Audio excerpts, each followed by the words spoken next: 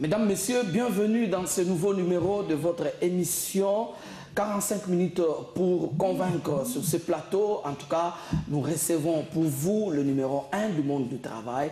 C'est lui qu'on appelle le coordonnateur de l'intersyndicale nationale du Congo. Il est également président de la Confédération démocratique du travail. Lui, c'est monsieur Guy Coucou. Bienvenue, monsieur Guy.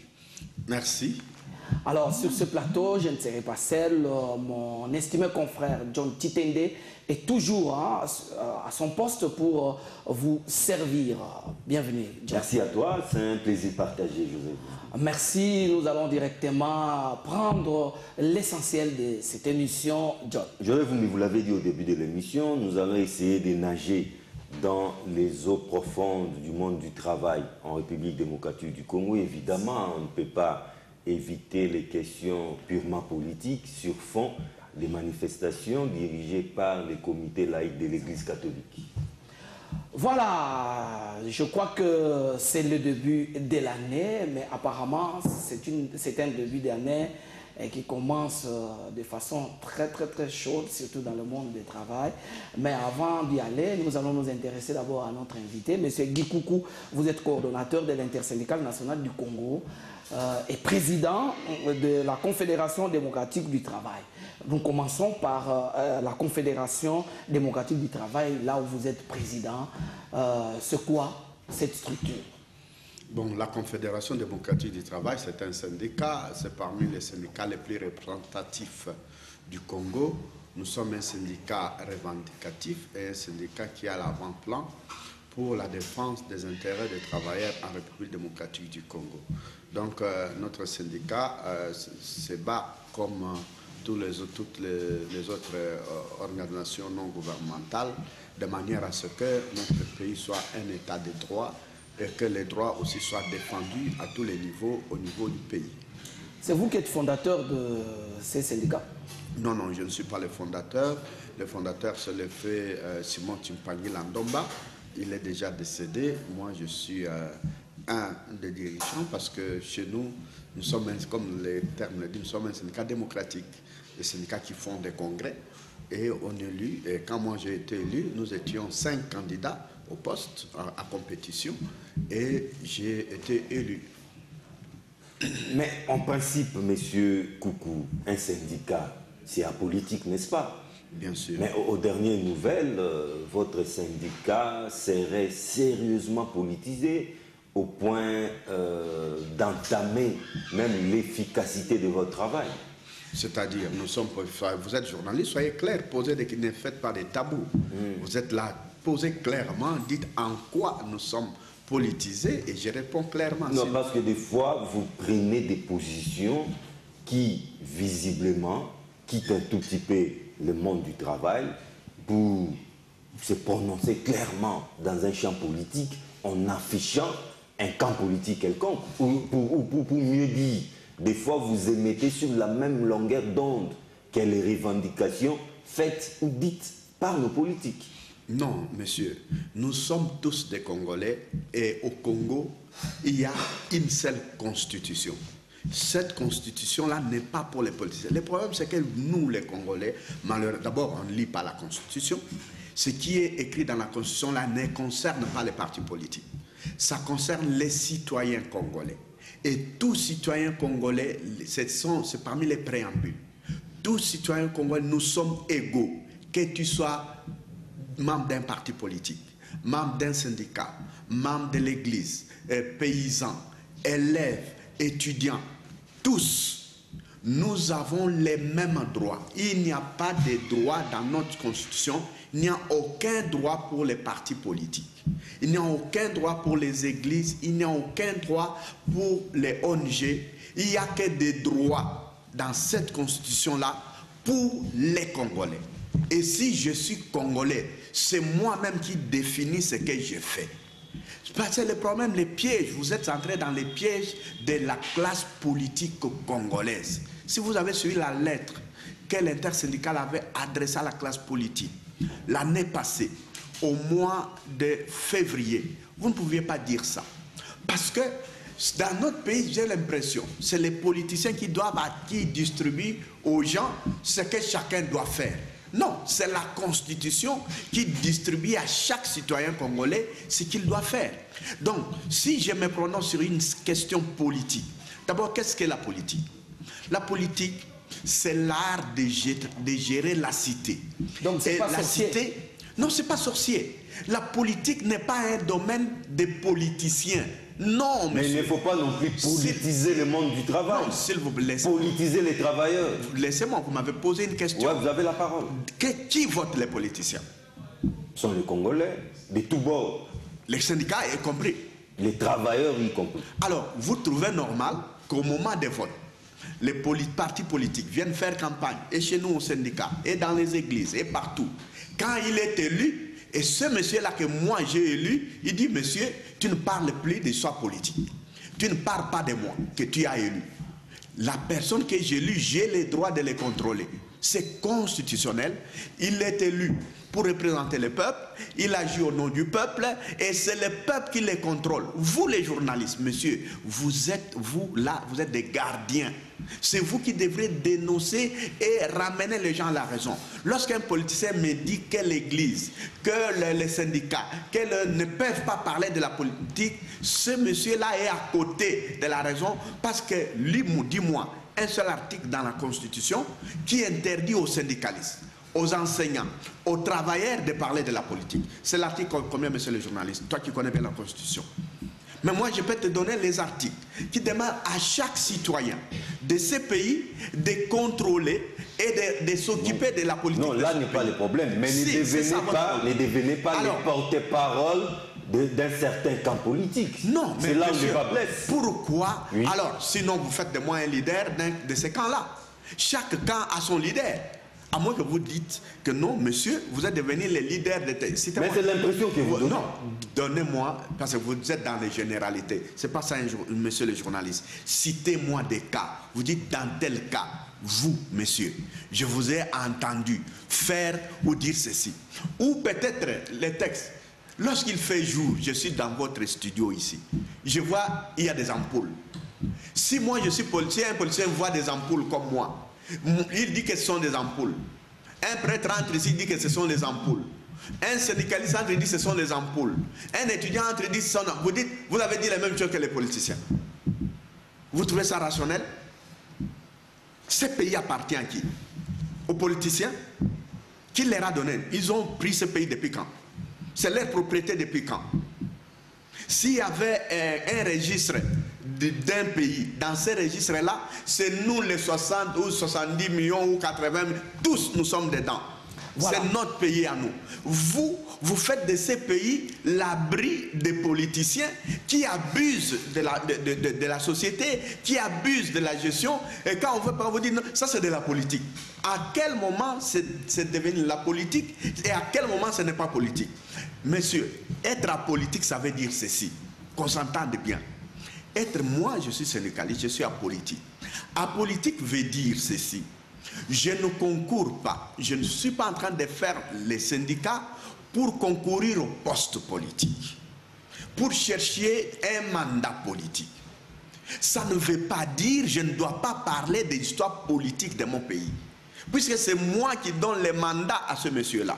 Moi, lorsqu'il y a élection, je donne un mot d'ordre. Je peux en donner. Je peux demander à nos militants, je dis, votez pour tel candidat. Parce qu'il donne un bon profil qui concourt au sein de votre syndicat. Oui, je peux. Ah bon? Mais oui, mais lisez, même dans nos statuts, c'est écrit comme ça. Même dans nos statuts, nous pouvons appuyer un gouvernement, un parti politique qui concourt, parce que nous sommes un syndicat de gauche. Tout comme on peut aussi combattre un gouvernement. Tout comme on peut combattre un gouvernement. C'est écrit. Mais comment? Dès lors qu'un parti politique est au pouvoir, il prend des mesures qui satisfont les besoins du syndicat, les aspirations syndicales. Nous faisons quoi? Nous appuyons ces partis-là. Nous sommes concrets, parce que vous voulez les concrets. Oui. Dès lors qu'il ne satisfait pas aux aspirations de nos membres, de nos objectifs, nous faisons quoi? On ne peut pas l'appuyer. Alors vous voulez du concret, vous appuyez. On ne peut pas l'appuyer. C'est écrit noir sur blanc dans nos statuts, monsieur. Appuyez-vous le gouvernement Bruno Tshibala ou pas? Pardon? Votre syndicat, appuyez-vous les gouvernements Bruno Tshibala ou pas? Mais justement, je suis venu ici pourquoi?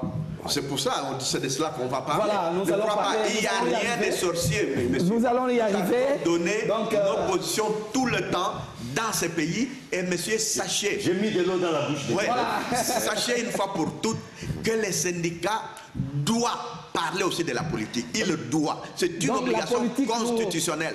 Ce n'est pas ce que vous croyez, parce que vous ne connaissez pas vos droits. Vous avez fait de la politique un droit de politique. Donc là, il y a une confusion totale entre un parti politique et un syndicat. Non. Si vous voyez qu'on fait des élections politiques, vous voyez un syndicat aligner des candidats, dites que c'est une confusion. Mais si vous voyez un syndicat, parce que nous négocions avec qui? Pour votre information, nous négocions avec les gouvernements. Ce sont nos partenaires. Donc les syndicats deviennent un tremplin pour accéder au pouvoir politique. Non, j'ai dit nous négocions, messieurs les journalistes. Est-ce que vous saisissez ce que j'ai dit? Un syndicat existe pour négocier avec les gouvernements. C'est-à-dire ceux qui gagnent les élections politiques. Est-ce que vous savez aussi qu'au syndicat, il y a les élections?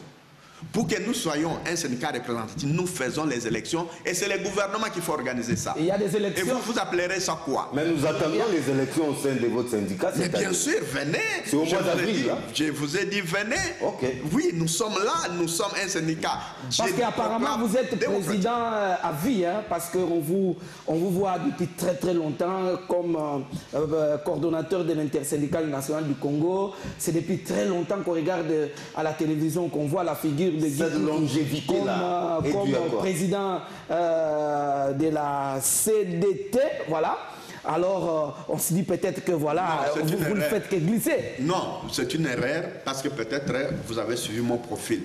J'ai gravité tous les profils. Avant, je ne me suis pas fait connaître, bien sûr, maintenant beaucoup plus qu'avant. Mais avant, je suis à la CDT depuis 1991. Je suis à la CDT. J'ai commencé jeune, à 26 ans. J'ai œuvré là-bas à la CDT. Vous avez gravi tous les échelons. J'ai gravi tous les échelons. J'ai été secrétaire syndical. J'étais responsable de la province de la ville de Kinshasa. J'ai été secrétaire général. J'étais secrétaire national et puis secrétaire général de la Fédération des transports et communications. J'ai été élu maintenant en 2012 président de la CDT. Et donc, si vous prenez la somme depuis 1980, si vous m'avez connu comme syndicaliste, oui, je l'ai su, mais je n'étais pas à ce même poste. À ce même poste, je suis là-dedans depuis 2012. Ce n'est pas si longtemps que ça. Donc, et comme intersyndical, je suis coordonnateur, ça m'étonne que vous disiez, je suis fait... Mais vous êtes candidat à votre propre succession. Bien sûr, je suis candidat à ma propre succession. Mais je vais succéder, nous avons droit à 2 mandats. Et je suis dans les bons. Non, mais vous pouvez donner les bâtons. Oui, mais vous pouvez relayer. Ce n'est pas mon problème. Au sein de mon organisation, on me dit que monsieur, tu n'as pas bien fait le travail. Parce que le problème des mandats, c'est quoi? Et je peux refuser. Je vous informe, par exemple, au niveau de l'intersyndicale. J'ai dit, je dépose, parce que je devais avoir 1 année et demie. Ils ont dit, nous te maintenons à l'intersyndicale. Parce que... Ils l'ont dit comment? Mais nous faisons des réunions. Nous faisons, moi, je suis à main levée. Mais oui, nous faisons des réunions. Parce que je ne suis pas devenu coordonnateur de moi-même. Donc, une réunion avec un club d'amis. Un club d'amis. Pas un club d'amis. Ce sont les syndicats les plus représentatifs. Ces syndicats-là ont fait des élections à travers la RDC. On a retenu, et ce n'est pas nous qui avons retenu, c'est le gouvernement qui a publié 12 syndicats les plus représentatifs. Et à ce titre-là, nous sommes des élus des peuples. Nous sommes des élus des travailleurs. Nous ne sommes pas des gens autoproclamés qui sortons du néant. Donc vous êtes l'interlocuteur valable de l'État. Nous avons un mandat de travailler à travers toutes les provinces. Jusqu'au mois d'avril. Non, mais les syndicats n'ont pas les mandats, ce sont les hommes qui sont dans des postes. Mais les syndicats ont un mandat illimité. Ça peut être moi ou quelqu'un d'autre. Mais les syndicats, oui, notre comité a un mandat lié à nos statuts. Ça, c'est clair. Donc, ne faites pas cette confusion-là. En dépit des réunions qui vous soutiennent. Pardon? En dépit des réunions qui vous soutiennent. On doit, quand toutes ces réunions qui vous soutiennent. Mais vous êtes sur la scène, vous êtes journaliste. Observez les syndicats qui se passent. Alors, nous allons devoir entrer dans le fond. Monsieur Koukou, nous allons devoir entrer dans le fond de notre sujet, en tout cas. Il y a quelques mois, vous annoncez avec pompe, en tout cas pas le nouveau taux du SMIC. Qu'en sommes-nous à ce jour? Oui, c'est ça le problème. Je viens ici parce que le SMIC a été négocié au mois de septembre. Nous avons fait le Conseil national du travail du 25 septembre au 1er octobre. À l'issue de ce conseil, on a arrêté plusieurs décisions, plusieurs mesures, on a adopté plusieurs projets de lois et des arrêtés qui ont été adoptés, certains ont été publiés, mais pour les SMIC, selon la loi... Il faut expliquer, parce qu'il y a certaines personnes qui ne comprennent pas le SMIC. Le SMIC signifie salaire minimum interprofessionnel garanti. Ça signifie que c'est un salaire en dessous duquel personne ne peut engager quelqu'un. C'est un seuil. Un seuil où quand tu engages quelqu'un partout... Et chez nous, c'est combien, parlons concrètement? C'est 7075 francs congolais par jour. 7075. C'est le salaire journalier. Ça, c'est le salaire journalier. 7000. 7075 francs congolais par jour. C'est ça le salaire qui a été... Mais ça, c'est ce que vous avez adopté. Mais jusque-là, nous fonctionnons avec le SMIC qui a été publié par ordonnance présidentielle. Oui, en 2008. Qui s'élève à quel taux? Qui s'élève, c'était à 3 $. 3 $. Malheureusement, on l'avait mis en francs congolais, qui s'élève à 1680 par jour. 1 $? Oui, 1 $. Qui est redescendu à 1 $ par le jeu de l'inflation. Cependant, c'était la valeur équivalente de 3 $. 3 $ à l'époque où on l'avait adopté. C'est cela. Donc je viens parce que aujourd'hui, ça fait 3 mois que nous avons adopté cette SMIC et que jusqu'à présent, ni l'ordonnance, parce qu'on a dit que c'est soit une ordonnance présidentielle qui va sanctionner cela, soit un décret du Premier ministre, ou si ce n'est pas le cas, le Premier ministre peut autoriser au ministre chargé du travail de prendre un décret. Mais nous attendons, ça ne vient pas. Ça fait 3 mois que les travailleurs ont été informés et toutes les entreprises sont en train d'attendre. Même par un arrêté ministériel. Oui, toutes les entreprises sont en train d'attendre ce texte-là, ça ne vient pas. Aujourd'hui, nous sommes les 24. Or, vous savez que dans toutes les entreprises, on calcule les salaires entre les 15 et les 20 chaque mois. Pour que les 30, on paye. Parce que vous savez, avant de payer, il y a des choses qu'on fait avant, pour savoir ça va coûter combien, et puis on cherche cet argent-là. C'est comme ça que ça se passe tout le mois. Or, ce texte-là devait être signé au mois d'octobre, soit au mois d'octobre, soit au mois de novembre, soit au mois de décembre, et au mois de janvier, puisque l'application était dit au 1er janvier 2018. Ce n'est pas fait. Alors, comme ce n'est pas fait, qu'est-ce qui peut arriver? Revenons un peu en arrière. Lorsque vous avez décidé de cela, est-ce que le gouvernement avait pris acte?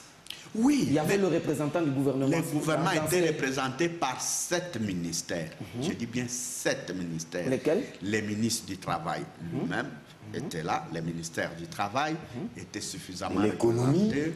Les ministères de l'économie, les ministères des plans, budget, les ministères du budget, les ministères de finances, de la justice, les ministères... C'est totalement transversal. Oui. Dont les grands ministères étaient là, représentés. Parce que c'est ça que la loi dit. Maintenant, quand on a adopté, il fallait maintenant envoyer les rapports. C'était le Conseil national du travail? Le Conseil national du travail. Il fallait envoyer les rapports. Mais c'était une de vos revendications qu'il fallait réouvrir le Conseil national du travail. Nous avons reçu ici et vous avez dit qu'il faudrait réouvrir ça. Il y avait une grève générale qui avait été faite pour qu'on accepte finalement de convoquer, parce que ça faisait 3 ans qu'on ne tenait plus les conseils nationaux du travail. Ça faisait plus de 10 ans qu'on revendique, qu'on revoit les SMIC. On remettait toujours depuis 10 ans. Après cette grève-là, le principe a été acquis. Nous avons signé un protocole avec le gouvernement. Maintenant qu'on a signé ce texte-là, le SMIC est là, parce qu'au fait, pour votre mémoire, le SMIC ne marge pas du budget de l'État. Ce n'est pas l'État qui va sortir de l'argent, ce n'est pas les salaires des fonctionnaires de l'État. Il faut qu'on lève bien les voiles. Il faut éviter la confusion.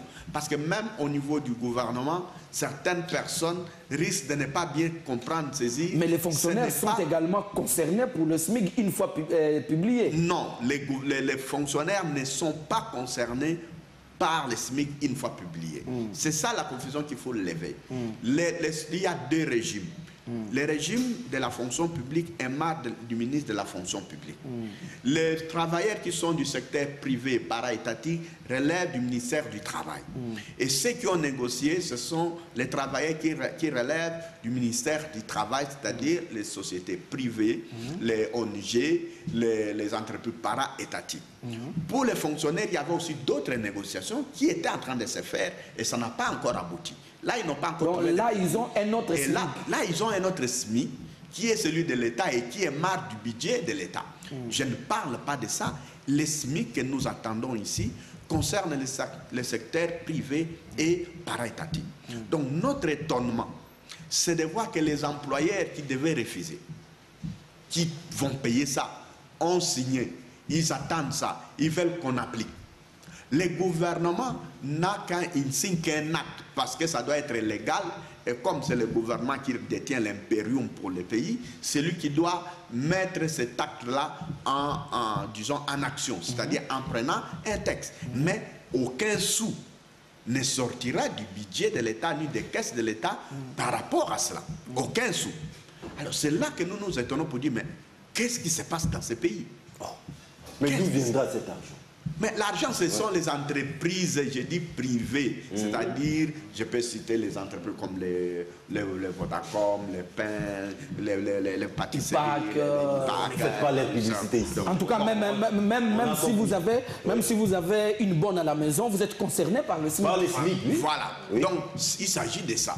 Et donc, ce n'est pas quelque chose en principe que l'État devait s'inquiéter, puisque si ceux qui vont payer sont d'accord de payer pour l'État, il les quitte, ce n'est pas son problème. Alors vous estimez que ce serait une mauvaise foi? Mais bon, vous pouvez donner les mots qu'il faut.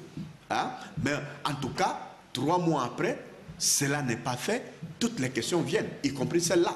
Est-ce qu'il ne s'agit pas d'une mauvaise foi? Qu'est-ce qui se passe pour que... Parce que c'est la loi des partis, c'est l'accord des partis.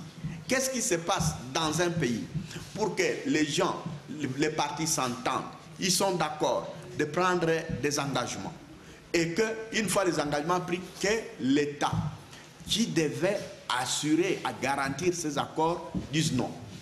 Lui qui n'est pas tenu à cela, qui ne va pas payer cela, qu'est-ce qui se passe? Nous avons rappelé et nous venions d'écrire une lettre au chef du gouvernement pour l'informer que cela risque de créer des remous sociaux. Parce que dans l'émission, les 2 missions principales que le gouvernement a reçues, la première mission, c'est organiser les élections politiques. 2, c'était améliorer le social de la population. Et le social ne peut se faire que dans ce cadre-là du Conseil, du Conseil national du travail. Nous, on a fait un travail à l'avantage du gouvernement. Et les partis ont accepté de concourir à cet objectif. Mais ce qui étonne, c'est la réaction du gouvernement. Qu'est-ce qui se passe? Mais alors, pourquoi, selon vous, le gouvernement refuserait de rendre public ou de formaliser ce SMIC-là? C'est la réponse que nous attendons. Nous nous posons la question, jusque-là, aucune réponse. Peut-être que ça risque d'influencer les fonctionnaires également pour qu'eux aussi puissent porter des revendications dont le gouvernement peut-être ne serait pas en mesure d'honorer. Et vous trouverez ça normal? Vous trouverez que normal que l'État, qui a pour rôle de garantir la paix sociale, et que les partis veulent donner la paix sociale, et vous ne calculez pas, le gouvernement ne peut pas calculer les impacts de la situation de la non-signature par rapport à ça. Parce que les fonctionnaires vont revendiquer, ils ne peuvent pas signer les textes pour ceux qui peuvent payer. Alors s'ils ne signent pas, avez-vous donné un ultimatum ou finalement qu'est-ce qui va arriver? Donc autrement dit, avez-vous un quelconque moyen de pression pour que l'autorité compétente signe ces SMIC? Non, nous ne voulons pas faire d'abord la pression, parce que nous trouverons que c'est anormal qu'on fasse pression pour un gouvernement parce qu'on vous ignore complètement. Ça fait combien de mois déjà? Non, j'ai dit, oui. Le gouvernement ne peut pas nous ignorer parce que le pays s'ignore lui-même. Parce que le gouvernement est partie prenante. J'ai bien dit que ces conseils-là étaient financés par le gouvernement. Mais ils savaient à quoi ils s'engageaient. Je ne sais pas si vous pouvez financer quelque chose. On sait que ce conseil avait un ordre du jour, bien avant qu'on y aille, que le gouvernement connaissait. Et avant, nous sommes allés même voir le Premier ministre, parce qu'il nous avait reçus. Tchibala. Il nous avait reçus. On lui avait dit, il faut que ce conseil ait lieu. Voici ce qu'on attend de ce conseil. Il le sait très bien. Donc, rien n'est ignoré par le gouvernement. Mais maintenant, chacun doit assumer ses responsabilités. Donc, vous avez dit, mais quel moyen de pression? Oui. Les moyens de pression là, mais tous ces hommes-là, vous n'avez pas suivi que le lundi, dans une société de la place, parce que vous avez interdit que je cite une société. Oui, dans une société de la place, oui. Il y a une grève. Les travailleurs, ils ont appris seulement qu'on leur paye 4 000, on va leur payer 4 000, les gens ont dit pas question. Comment nous payer 4 000 parce que le nouveau SMIC est déjà sorti? Comment on va nous payer?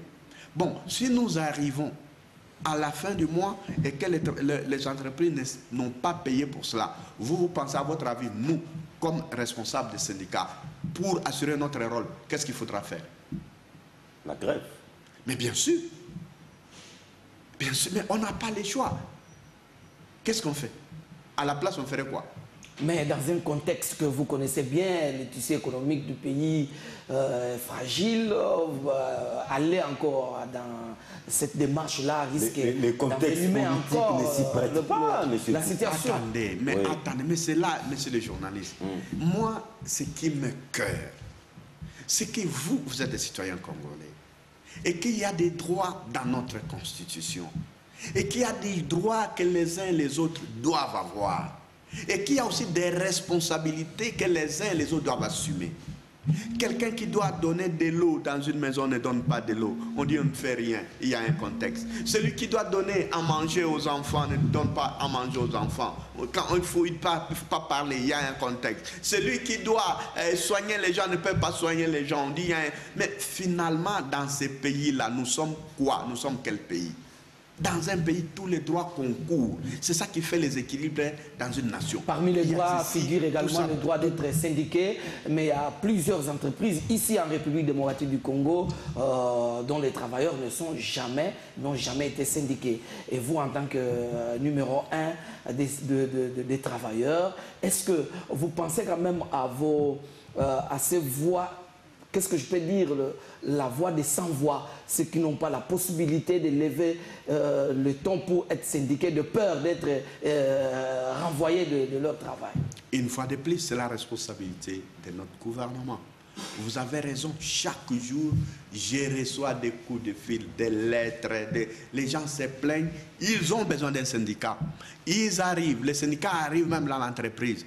Un employeur il appelle je ne sais pas qui, un dignitaire ou un gradé de l'armée ou ceci, et puis on met des militaires, personne n'entre, l'inspecteur du travail ne peut pas entrer dans cette entreprise-là. Les syndicalistes ne peuvent pas entrer.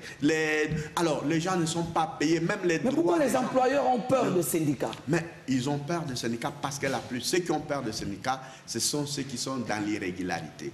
Vous savez, lorsque vous êtes... Quand vous voyez dans la rue, vous êtes en train de vous promener, quelqu'un voit un policier, il court, il fouille. C'est que dans sa conscience, il a un problème. N'est-ce pas? C'est le cas. Ceux qui ne veulent pas des syndicats, ce sont les gens qui savent qu'ils agissent pas dans les normes. Et que si les syndicats venaient, tout ce qu'ils font là risque d'apparaître. C'est normal pour ces gens-là. Ils ne peuvent pas accepter que les syndicats soient là. Mais c'est le rôle de l'État. Parce que vous essayez quand même de descendre sur le terrain pour voir un peu certaines entreprises là où les travailleurs sont en train de souffrir par manque de syndicats. Ils ne peuvent pas revendiquer leurs droits. Essayer un peu d'entrer en contact, peut-être négocier avec ces employeurs-là pour qu'ils acceptent finalement le syndicat dans leur milieu. Bien sûr, nous le faisons. Je vous informe, vous savez même, je suis allé dans une alimentation de la place. Il n'y a même pas de toilettes. Et dans d'autres, il y a une toilette. Même je suis allé dans une banque de la place, Je suis allé, je voulais me soulager. Je dis, monsieur, je veux me soulager. Une grande banque de renommée internationale. On me dit qu'il n'y a pas de toilettes ici. Je dis, comment vous pouvez avoir une clientèle nombreuse comme ça? Vous appelez les gens à venir dans vos installations. Il y a des malades, il y a des hommes âgés, il y a des gens de tous bords. Il n'y a pas de toilettes. Je demande à ce policier, comment vous pouvez dire ça? Il dit, même Bissawa, c'est dans ces pays. Or, il y a les inspecteurs du travail qui doivent contrôler tous les 3 mois. On accuse toujours ces inspecteurs d'être corrompus par les employeurs. Oui, mais écoutez, c'est la même chose, non? Mais pourquoi sont-ils corrompus? Pourquoi sont-ils corrompus? C'est les mêmes causes, comme on dit, les mêmes causes produisent. Nous allons faire un cercle vicieux. Vous me poserez une question, nous retomberons aux racines. Les racines, c'est quoi? Les gens ne sont pas bien rémunérés. Alors, justement, M. Koukou, vous êtes la bouche autorisée. Les travailleurs sont en train de vous suivre. En tout cas, les travailleurs ont beaucoup d'intérêt à ces genres de démissions qui n'arrivent pas toujours. Quels sont les droits principaux d'un travailleur? Les travailleurs, celui qui va toujours au travail, là, il doit espérer à quoi normalement? C'est que la loi prévoit. Déjà un salaire décent, ça oui, c'est plus vieux. Il doit espérer un salaire décent. Il doit espérer aussi à la protection de son emploi par l'État. Mais revenons, je m'excuse en tout cas, allons-y petit à petit. Quand vous parlez du salaire décent, le salaire,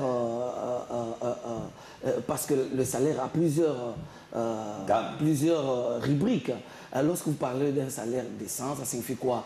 Il faut des heures supplémentaires, il faut des primes, il faut de quoi? Parce qu'il y a des travailleurs qui n'ont jamais vu dans leur exercice, par exemple, une rubrique qu'on appelle prime, qu'on appelle allocation familiale, qu'on appelle quoi encore? Soins médicaux. Tout ça. Veuillez un peu expliquer afin que les gens connaissent un peu leurs droits. Oui, mais c'est écrit dans les codes du travail. Je ne sais pas expliquer tous les codes ici. C'est une émission qui a peu de minutes. Je dis en général. C'est pour cela que les syndicats doivent être dans une entreprise. Le rôle des syndicats, c'est aussi encadrer les travailleurs, les former, les informer et même parfois aider même l'employeur. Parce qu'il y a certaines choses que les employeurs font par ignorance. Mais quand un syndicat responsable est là, il lui montre non, ça la loi interdit, quand tu fais ça, vous êtes en violation, il faut faire ça, ça, ça. On explique. Donc le rôle principal d'être les travailleurs, vous savez, dans un pays, c'est comme la Bible dit, c'est la justice qui élève une nation. Lorsque les injustices sont telles, partout il n'y aura que des lamentations. Il n'y aura que des problèmes. Parce que l'injustice, c'est la source de tout. Lorsque tous ces gens violent, pourquoi ils ne respectent pas? Parce qu'il sait qu'il a un défaut. Et quand il a un défaut, on trouve un dignitaire qui viendra le défendre. Mais ce dignitaire-là, on lui donne de l'argent. Pourquoi ne pas prendre cet argent-là et payer ce qu'il faut aux travailleurs? Oui, mais le problème, c'est quoi? Moi, j'ai été témoin. J'ai vu dans une entrée. Un inspecteur va pour inspecter. On lui bloque. Il insiste, il dit, je dois entrer parce que j'agis au nom de l'État. Cet inspecteur-là est collé, tiré à bout, ses habits déchirés par ces Libanais-là et la police intervient. Comme les étrangers ici sont plus protégés que les nationaux.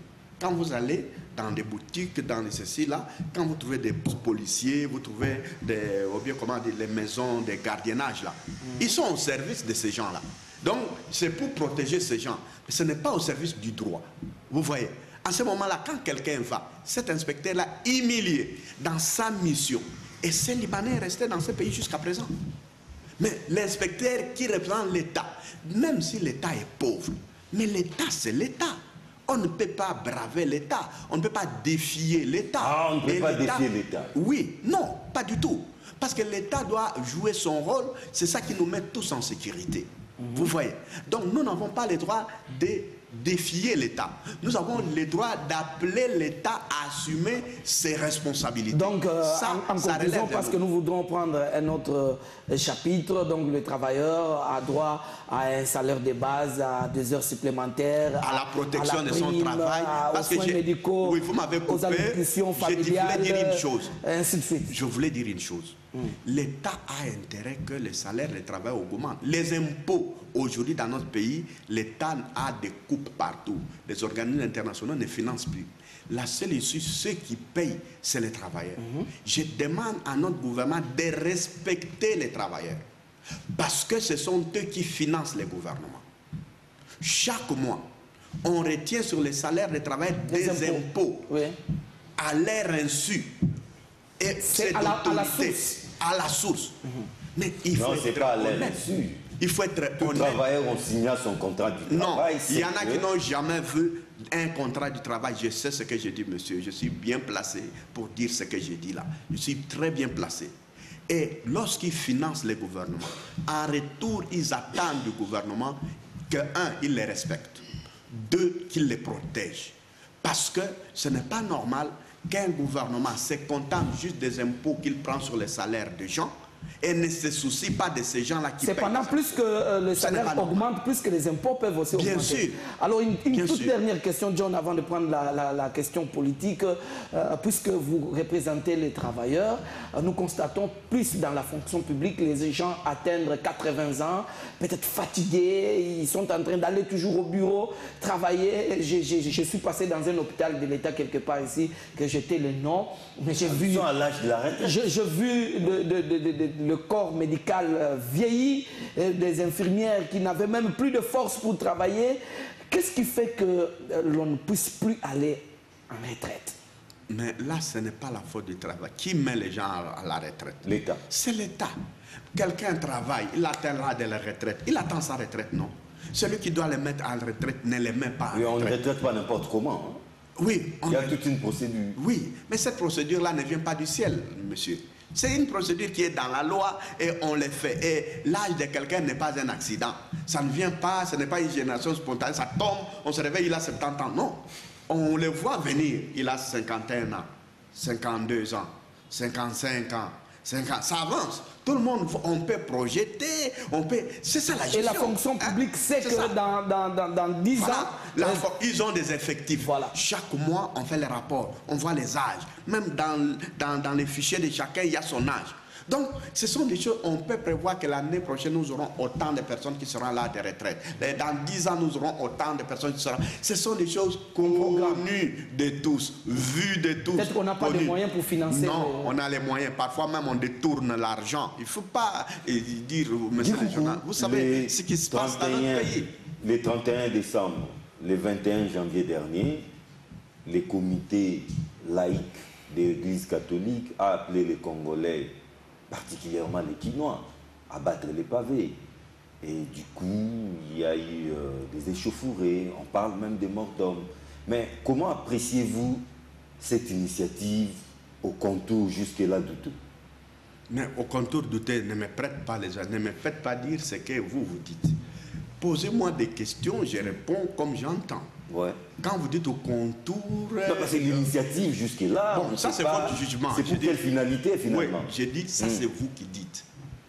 Mais vous connaissez ces gens, pourquoi ne pouvez pas vous aller leur poser que je ne vois pas, si je vois ce flou, vous poursuivez quoi? Pourquoi voulez-vous interpréter et donner, coller aux gens, parfois les... Est-ce que ces gens-là sont au ciel? C'est pourquoi j'ai parlé du doute. Bon, moi, c'est douteux. Oui. Je n'ai rien affirmé. Oui. Je n'ai rien affirmé non plus. Si vous n'avez rien affirmé, ne dites pas c'est douter. Parce que vous ne connaissez pas pourquoi ils le font. Et ils sont dans la ville. Vous êtes dans la ville. Une petite démarche de bonne foi. Dans les micros, ils vont vous expliquer. Mais vous, qu'est-ce que vous en pensez? Non. Je ne suis pas l'initiateur. Ne demandez pas. Ce que vous ne voulez pas demander aux initiateurs, ne me demandez pas à moi de le faire. OK. Mais si vous voulez mon jugement, voilà, en tant que citoyen, par rapport à cela, ça, je peux répondre. En tant que citoyen congolais. Là, cette fois-là, je réponds en tant que citoyen.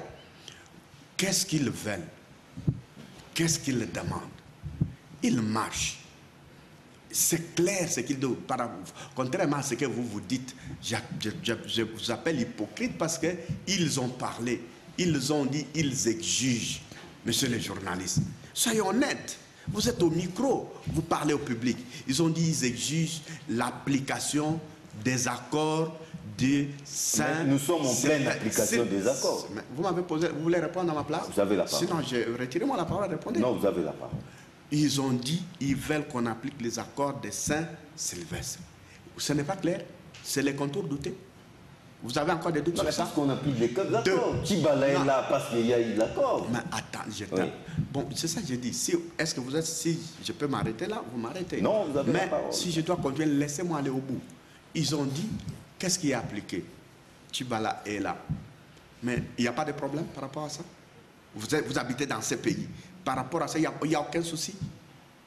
Ils n'ont pas dit autre chose. Ils ont dit que les prisonniers politiques doivent être libérés. C'est qu'on a interdit de rentrer. On a fait tout un tas de choses. Bon, ça c'est eux en tant qu'organisateurs. Ils l'ont dit. Vous avez lu. Comme moi j'ai lu. Dans des journaux, partout où il y en a. C'est pour ça que je dis que c'est une hypocrisie. Moi je suis intellectuel. Un intellectuel ne peut pas être un hypocrite. Il doit dire les choses telles que ça se passe. C'est ça l'honnêteté aussi intellectuelle. Donc j'ai lu dans les journaux, j'ai vu ce qu'ils ont écrit. Est-ce que ce qu'ils ont écrit est faux? Ou ce n'est pas juste?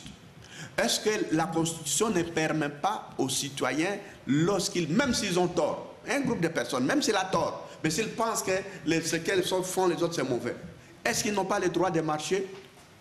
Ils en ont le droit. Mais nous avons pris une option d'être un pays démocratique. Un pays démocratique, c'est quoi? Ils ont le droit de marcher sous réserve de respecter l'ordre public. Mais bien sûr. On ne discute pas quand l'ordre public est... Ils ont cassé quoi? Non, mais vous savez comment sont organisées les marches chez nous. Oui, mais les marches chez nous, la loi, la Constitution dit, vous informez l'autorité. Vous et moi vivons à Kinshasa. Oui, mais c'est ça que j'ai dit. Ce que vous faites là, vous savez ce qui se passe. Vous faites seulement une hypocrisie journalistique.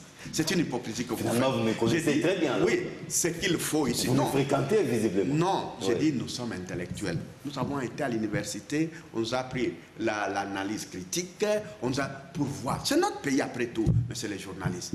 Ce pays est à vous, est à moi, et à tout le monde. Mais ne l'embrasons pas pour des raisons politiques. Mais bien sûr, comment voulez-vous, comment dites-vous que, bon, pourquoi la Constitution a écrit ça? Pourquoi la Constitution a écrit que, puisque les mêmes personnes qui sont là, qui se disputent là, ce sont eux qui ont créé. Quand on a écrit la Constitution, vous et moi, nous n'étions pas là. Au Parlement, vous n'êtes pas là. Moi, je ne suis pas là au Parlement. Ce sont eux qui sont au Parlement. Ils ont avalisé ces textes-là. Ils ont adopté ces articles-là. Ils nous ont envoyés. Nous, on a lu. On a lu ce qu'eux ont adopté. Maintenant, quand on veut faire ce qu'eux ont adopté, on dit que non, c'est ceci. Non, écoutez, ce pays est à nous, mettons bas la terre. Même vous, journalistes, n'allumez pas les feux de cette façon-là. S'il y a des gens, moi je pense, on est en train de faire la publicité de l'église des catholiques gratuitement. On est en train de... Vous savez, à l'époque de Mobutu, c'est Mobutu qui a fabriqué Tshisekedi. Vous savez ça? C'est Mobutu qui a fabriqué Tshisekedi jusqu'à ce qu'il est devenu ce qu'il est devenu. Certaines choses, il faut laisser passer. Les gens veulent marcher. Le régime fabrique l'église catholique? Oui. Ah bon? Je t'ai dit, une église si célèbre comme l'église catholique. On est en train de leur donner la force. Parce que en interdisant, on leur donne juste la force. Vous pensez que quelqu'un peut marcher de Kinshasa, Nyasuka jusqu'en ville? Vous êtes sûr? Attention, ils essaient de nous intimider. Non. Nous allons conclure. Ce sont des marches fantaisistes, c'est ce que je vous l'ai dit. J'ai dit, c'est fantaisiste. J'ai dit, moi, je ne conseillerais pas ça au gouvernement. Dans toutes ces marches, c'est pour faire rire. Il faut laisser les gens marcher. Ils seront fatigués. Ils vont marcher, pas qu'ils seront fatigués. Non, c'est ce que je dis, ne banalisez pas. Quand vous interrogez quelqu'un, suivez ses réponses. Parce que j'ai l'impression que vous voulez banaliser les choses. Vous êtes en train de me poser des questions sur des choses tellement sérieuses pour la nation. Et il faut être sérieux quand nous sommes là-dedans. Non, nous sommes sérieux. Donc, je dis, ne banalisons pas des choses. Je dis, la marche. Si un groupe veut marcher, on les laisse marcher. Ils vont marcher, ils vont arriver à destination. Voilà, M. Koukou, vous ne suivez pas malheureusement, nous sommes arrivés à la fin au Togo, de notre comme émission. ça. Ils sont fatigués. Voilà, on les a, ils sont là, on encadre et on encadre, c'est tout. Mais quand on fait ça, parce qu'en faisant des morts, je dis, on est en train de fabriquer pourquoi?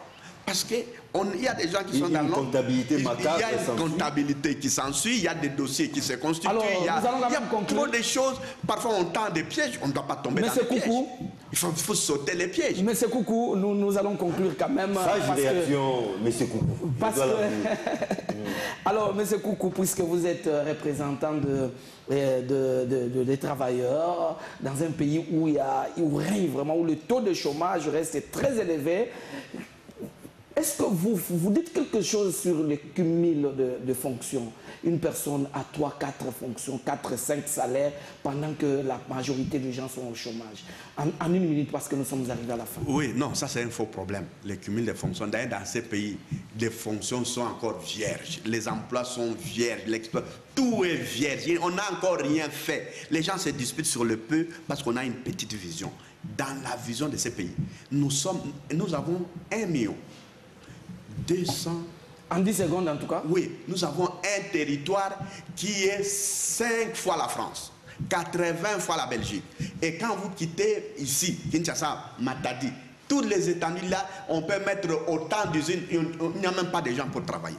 Si on ouvre 1000 usines ici, même les pays voisins viendront. C'est notre paresse. Les gens sont tellement paresseux. Il n'y a pas de vision. C'est comme ça, on se dispute, chômage, ceci. Vous êtes journaliste ici, dans votre maison, ici, votre édition. On peut employer combien de gens?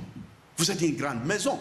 Allez, on peut augmenter. Merci. Donc, les problèmes de cumul, dans tous les pays du monde, les expertises sont toujours rares.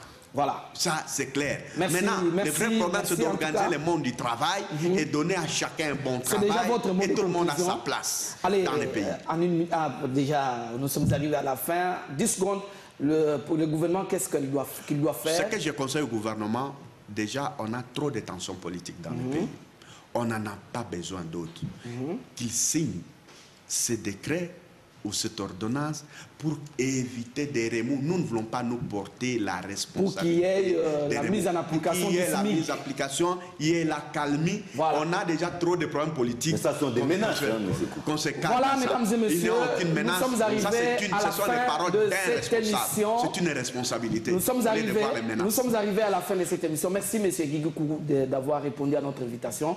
Merci également à vous tous qui avez suivi cette émission. C'est la fin. Au revoir.